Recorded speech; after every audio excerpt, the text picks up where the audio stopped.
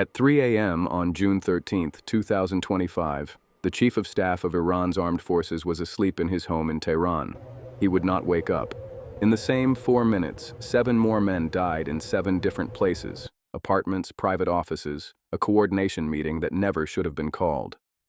Among them, the commander of the IRGC, the man who ran Iran's missile program, the man who ran its drone program, the man whose entire job was hunting foreign spies inside his own country. None of them fired a shot. None of them saw it coming. By sunrise, the command structure meant to run Iran's defense in wartime no longer existed. Within 24 hours, Israeli jets struck more than 400 targets across the country. 8 of Iran's most senior commanders gone before breakfast. So how do you kill the head of a country's entire military 8 times in 4 minutes, with no warning reaching any of them?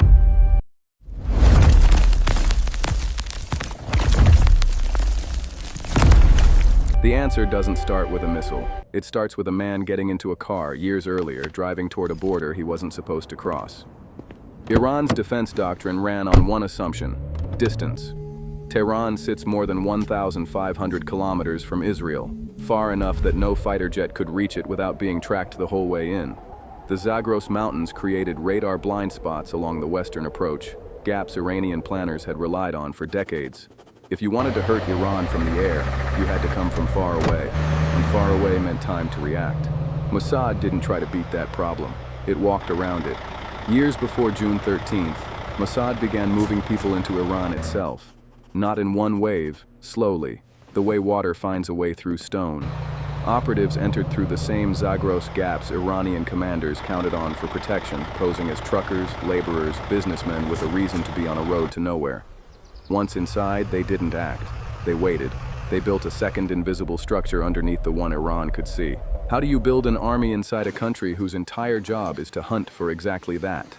You give them nothing to find. Piece by piece, in fields near Iranian surface-to-air missile sites, Mossad teams buried guided weapon systems directly into the ground, wired to wait for a signal. Ordinary commercial trucks, the kind hauling produce, parts, scrap metal, began parking near power substations and communication nodes, carrying explosive drones packed flat inside. Silent, unremarkable. Near Tehran, operatives built and maintained a hidden drone base on Iranian soil, close enough to the capital that the 1,500-kilometer buffer stopped meaning anything. None of this required an army crossing a border. It required years, patience, and Iranians willing to pass Mossad the locations that made it possible. That's where the network becomes something harder to explain. Somewhere in Iran's own military and security apparatus, people were making calls, feeding coordinates, schedules, the home address where a commander slept. That kind of access doesn't come from a satellite. It comes from a person inside the building, deciding to pick up a phone. Whatever they were offered, or whatever they believed, they kept passing information for years without getting caught. Esmail Fekri was one of them, but we'll get to that. Just after midnight on June 13th, every buried system, every parked truck, every drone at the hidden base woke up at once. The buried weapons near the SAM sites fired first, gutting Iran's air defense from beneath before the war had technically begun.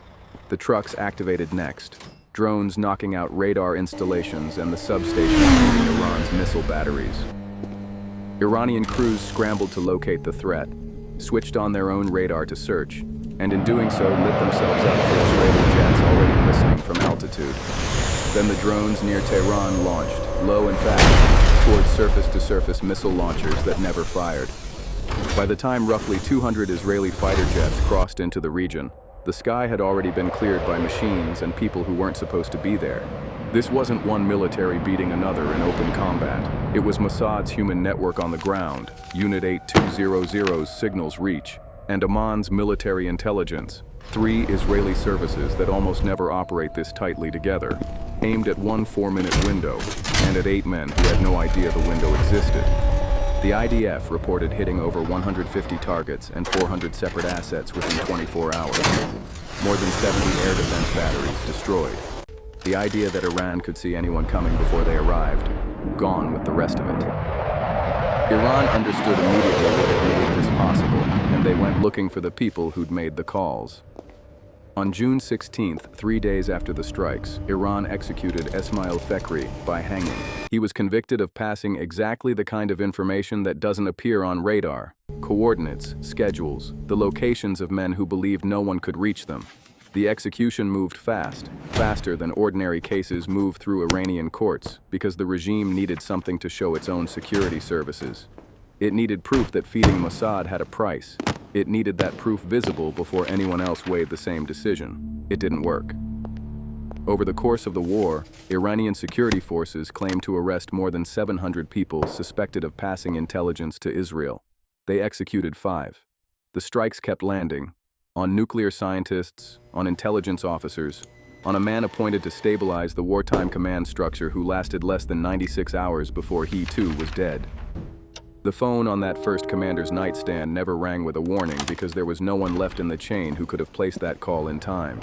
By the time Iran's counterintelligence officers understood how deep the access ran, the people who had it were already gone, or already working on the next target. Israel did something unusual once the operation was underway. It released real footage. Actual Mossad deployment teams shown on the ground activating the buried systems inside Iranian territory, not because anyone doubted what happened. The footage wasn't aimed at Iran's military anymore. It was aimed at every government in the region watching the same video, running the same calculation.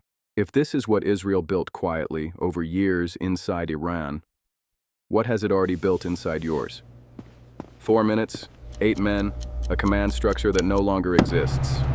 The people who made that happen spent years getting there first, driving across a border at night, parking a truck near a substation, picking up a phone to pass along an address. Fekri made his calls and got 3 days before the rope. The others who kept passing information after him never stopped the war from landing exactly where it was aimed. It didn't start at 3 a.m. on June 13th. It started years earlier, with someone deciding to walk in, and no one noticing until it was already too late.